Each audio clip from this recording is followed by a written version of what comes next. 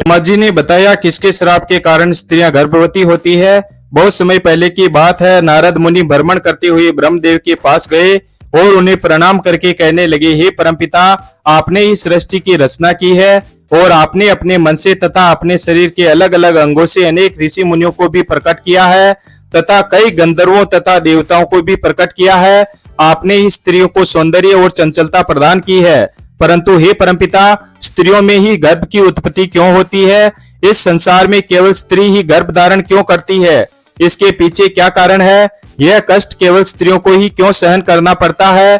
तब ब्रह्मदेव मुस्कुराए और कहने लगे, हे नारद, आज तुमने बहुत ही महत्वपूर्ण प्रश्न किया है और यह बात सत्य है कि संसार में सभी रोगों और कष्टों से बढ़कर गर्भ धारण का कष्ट होता है। गर्भ धारण करने में स्त्रियों को अत्यधिक पीड़ा होती है। इस विषय में मैं तुमको एक प्राचीन कथा सुनाता हूँ, जिसे तुम ध्यान लगाकर सुनना। जो भी स्त्रियां इस कथा को पूरी सुनती है, उन्हें अत्यंत गुणवान तथा रूपवान पुत्र की प्राप्ति होती है। नारद मुनि ने कहा, हे परमपिता, मैं इस कथा को ध्यान पूर्वक सुनूंगा, कृपया आप कथा सुनाना आरंभ कीजिए। ब्रह्मदेव ने कहा, हे नारद, महर्षि पुलस्त्य का जन्म मेरे कान से हुआ था। पुलस्त्य मेरे मानस पुत्रों में से एक है। मैंने उसे अनेक प्रकार की विद्याएं प्रदान की तथा उसके प्रकट होने का उद्देश्य उसे समझाया। फिर मैंने उसे संसार के कल्याण के लिए तपस्या करने का उत्तम कार्य सौंप दिया। मेरी ही आज्ञा से सतयुग में महर्षि पुलस्त्य सुमेर पर्वत पर तपस्या करने के लिए चला गया। वहां पर आश्रम का निर्माण करके पुलस्त्य घोर तपस्या करने लगा। उसी समय अनेक गंधर्व, देवता, दानव तथा अप्सराएं उस स्थान पर विचरण करने के लिए आए। उन सभी की दृष्टि महर्षि पुलस्त्य पर पड़ी तो वे सभी उनकी तपस्या भंग करने की चेष्टा करने लगे। उन्होंने महर्षि पुलस्त्य की तपस्या में अनेक बार विघ्न उत्पन्न करने का प्रयास किया। खेल खेल में अप्सराएं उनके तप को भंग करने का प्रयास करने लगी, उनकी तपस्या में बाधाएं उत्पन्न करने लगी। तभी महर्षि पुलस्त्य ने क्रोध में आकर के वहां पर उपस्थित सभी अप्सराओं और गंधर्वों को यह चेतावनी दी कि आज के बाद जो भी प्राणी उनके सामने आएगा और उनकी तपस्या में विघ्न डालेगा, वह गर्भ धारण करेगा। पुलस्त्य की ऐसी कठोर वाणी सुनकर समस्त अप्सराएं और गंधर्व भयभीत हो गए और वहां से डरकर भाग गए। फिर उसी पर्वत की कंदराओं में ऋषि कर्दम की कन्या हविर्भुआ अपने माता पिता के साथ निवास करती थी। वह महर्षि पुलस्त्य के कहे गए वचन को नहीं जानती थी। फिर एक दिन वह अपनी सहेलियों को खोजते हुए सुमेर पर्वत के उसी स्थान पर चली गई जहां पर महर्षि पुलस्त्य तपस्या कर रहे थे। ऋषि कर्दम की कन्या अपनी सहेलियों को पुकारते हुए महर्षि पुलस्त्य के आश्रम पर पहुंच गई। जब हविर्भुआ महर्षि पुलस्त्य के सामने आकर खड़ी हो गई तो उनकी दृष्टि उस स्त्री पर पड़ी। महर्षि पुलस्त्य की दृष्टि पड़ते ही उस श्राप का प्रभाव उस पर पड़ने लगा और तत्काल ही उसका शरीर नीला पड़ने लगा और वह उसी क्षण गर्भवती हो गई। अचानक उसके शरीर में इस प्रकार का विचित्र बदलाव देखकर हविर्भुआ अत्यंत घबरा गई। उतने में उसकी सहेलियां उस स्थान पर आ गई तो उसने उन सबको उस घटना के बारे में बताया। फिर हविर्भुआ की सहेलियां उसे लेकर उसके पिता के घर पर चली गई। वहां जाकर हविर्भुआ ने अपने पिता को सारा वृतांत कह सुनाया। अपनी पुत्री की यह बात सुनकर ऋषि कर्दम को बड़ा ही दुख हुआ। फिर उन्होंने अपने योग बल से सब कुछ देख लिया तो उन्हें पता चला कि महर्षि पुलस्त्य के द्वारा श्राप दिए जाने पर उनकी पुत्री हविर्भुआ गर्भवती हुई है। इससे वे अत्यंत दुखी हुए और तुरंत ही अपनी कन्या को साथ में लेकर वे सुमेरु पर्वत पर चले गए। वहां पर उन्होंने महर्षि पुलस्त्य को देखकर उन्हें प्रणाम किया और क्षमा याचना करने लगे। ऋषि कर्दम कहने लगे, हे महात्मा, आप तो साक्षात ब्रह्मदेव के मानस पुत्र है। सारे संसार में आपकी कीर्ति है। आप परम दयालु और परम कृपालु है। आज मेरी पुत्री के द्वारा अनजाने में ही अपराध हुआ है। वह आपके द्वारा कहे गए कथन से अनजान थी। आपके ही श्राप के कारण आज मेरी पुत्री गर्भवती हो गई है। यह संसार की पहली स्त्री है जो गर्भवती बनी है। इसलिए हे मुनिवर, अब मेरी पुत्री से कौन विवाह करेगा? इसे जीवन भर यह कलंक लग जाएगा।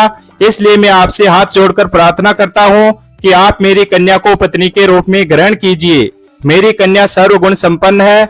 इसके मन में किंचित मात्र भी दोष नहीं है। इसने अनजाने में ही आपके श्राप को ग्रहण किया है। यह सदैव ही आपकी सेवा में तत्पर रहेगी।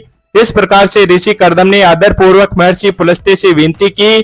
ऋषि कर्दम के आदर सत्कार और स्तुति से महर्षि पुलस्त्य अत्यंत प्रसन्न हुए और हविर्भुआ को दिए गए श्राप से उन्हें बड़ा दुख हुआ।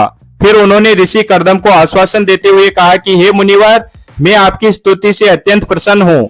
मेरे ही श्राप के कारण तुम्हारी कन्या गर्भवती हुई है, इसलिए मैं तुम्हारी कन्या को मेरी पत्नी के रूप में ग्रहण करता हूँ। तुम अब चिंता ना करो। इस प्रकार से महर्षि पुलस्त्य ने ऋषि कर्दम की कन्या को पत्नी के रूप में स्वीकार कर लिया। फिर ऋषि कर्दम की कन्या हविर्भुआ महर्षि पुलस्त्य के साथ उनके आश्रम पर ही रहने लगी और दिन रात सच्चे मन से उनकी सेवा करने लगी। महर्षि पुलस्त्य भी देवी हविर्भुआ की निस्वार्थ सेवा, पतिव्रत धर्म और भक्ति भाव से अत्यंत प्रसन्न हुए और उससे कहा, हे देवी, मैं तुम्हारी सेवा और भक्ति से अत्यंत प्रसन्न हूँ, इसलिए मैं तुम्हें मेरे ही समान पुत्र की प्राप्ति होने का वरदान देता हूँ। जिस समय तुम मेरे सामने आई थी उस समय मैं वेदों का पाठ कर रहा था और तुमने वेदों का श्रवण भी किया है, इसलिए तुम्हारा पुत्र चारों वेदों में पारंगत होगा और समस्त संसार को वेदों का ज्ञान प्रदान करेगा। तुम्हारा यह पुत्र सारे संसार में विश्रवा के नाम से प्रसिद्ध होगा। फिर कुछ महीनों के बाद देवी हविर्भुआ ने एक अत्यंत गुणवान पुत्र को जन्म दिया। महर्षि पुलस्त्य के कथन के अनुसार उस पुत्र का नाम विश्रवा रखा गया। विश्रवा अपने पिता महर्षि पुलस्त्य के समान ही विद्वान, सत्यवादी और धर्म का पालन करने वाले थे। उनकी ख्याति संपूर्ण विश्व में हुई। उनकी कीर्ति और महानता को देखते हुए महर्षि भारद्वाज ने अपनी पुत्री इडविला का विवाह उनके साथ कर दिया।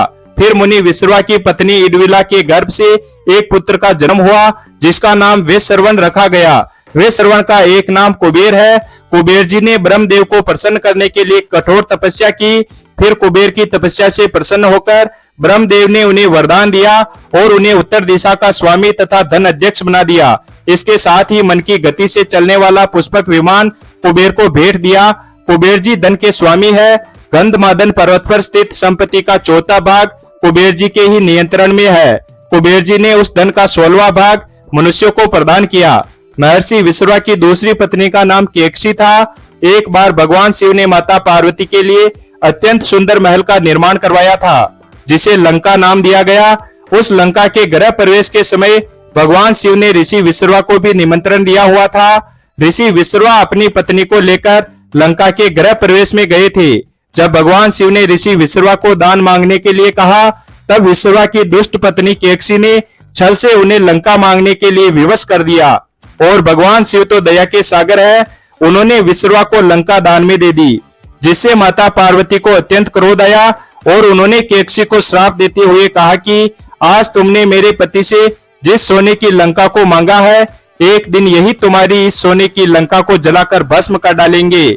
इसके बाद विश्रवा ने भगवान शिव द्वारा प्रदान की गई सोने की लंका को अपने पुत्र कुबेर को दे दी, किंतु बाद में केकसी के पुत्र रावण ने कुबेर से वह लंका छीन ली। लेकिन त्रेता युग में भगवान शिव के अवतार हनुमान जी ने उस सोने की लंका को जलाकर भस्म कर डाला था। ब्रह्मदेव कहने लगे, हे नारद, इस प्रकार से महर्षि पुलस्त्य के श्राप के कारण संसार की स्त्रियां गर्भवती होती है। मैंने संसार की समस्त स्त्रियों को पुरुषों से भी अधिक सहनशील बनाया है।